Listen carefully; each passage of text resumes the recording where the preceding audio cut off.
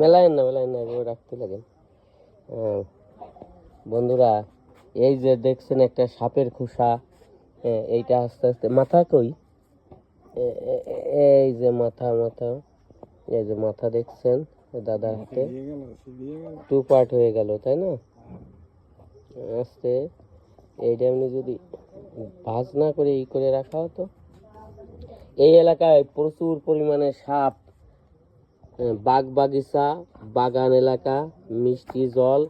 এটা কি সাপের খোসা দাদা? তেলেগুক্ষ। খুব বিষাক্ত, তাই না? খুব বিষাক্ত সাপ। একটা সাপের বিষাক্ত সাপ।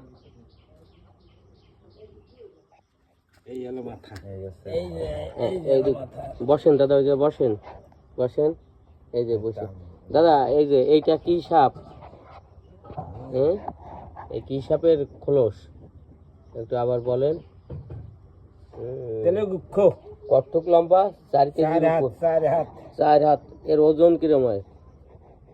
ধরেন ওজন 4 হাত দিলে 6 থেকে 5 কেজি।